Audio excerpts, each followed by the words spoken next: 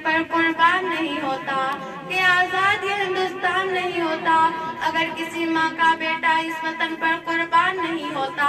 सारे रिश्ते नाते भुलाकर सीने पर गोली खानी पड़ती है मेरे दोस्त, वतन के खातिर कुर्बान होना इतना आसान नहीं होता। आप सभी को मेरे तरफ से नमस्कार। मेरा नाम नेहा खातून है, मैं कक्षा 9th की छात्र हूँ। हम सब जानते हैं कि आज यहाँ एक विशेष अवसर पर एकत्रित हुए हैं। आज के इस महान दिन पर मैं आप सभी लोगों को भारत के गणतंत्र दिवस के बारे में कुछ विचार प्रस्तुत कर रही हूँ। सबसे पहले मैं आप सभी लोगों को धन्यवाद देती हूँ कि आप सभी लोगों ने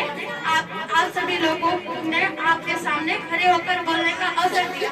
मेरे सहपाठियों, देशभक्तों की त्याग, तपस्या और बलिदान की इस अमर कहानी 26 जनवरी का यह पल समेटे हुए है। उजागर स्वैरे के इतिहास भारत के भूमि में पग पग में अंकित है। सच ही कहा गया है, लहू वतन के शहीदों का रंग लाया है, लहू वतन के शहीदों का रंग लाया है, चल रहा है जमाने में नाम आजादी। 26 जनवरी हमारे देश के लिए बहुत ही खास दिन है। गणतंत्र का अर्थ होता है जनता के द्वारा चुने गए प्रतिनिधि द्वारा शासन। 26 जनवरी 1950 को हमारे देश का संविधान लागू हुआ था।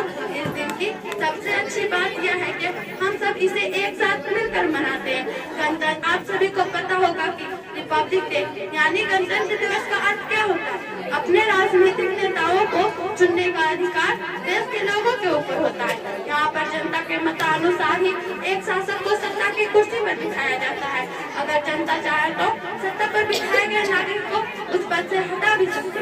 भारत के महान स्वतंत्रता सेनानियों ने बड़ी ही मेहनत और संघर्ष करके ही भारत को पूर्ण स्वराज दिलाया है।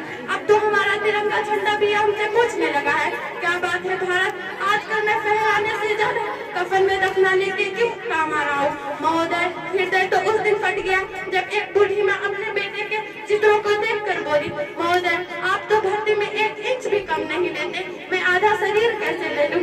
आज इन मानव अधिकारों के कारण इन आतंकियों के आकाओं की तरह हंस दिया है। जब हमारे शहीद हुए एक जवानों की तुलसी रोती है, जब एक शहीद हुए जवान की विधवा की वेदना चीख चीख कर ये कहती है कि प्यार भी भरपूर गया, मांग का सिंदूर गया, नन्हे नौनिहालों की लंगोटियां चली गई, छोटी छोटी बेटियों की चोटियां चली गई, और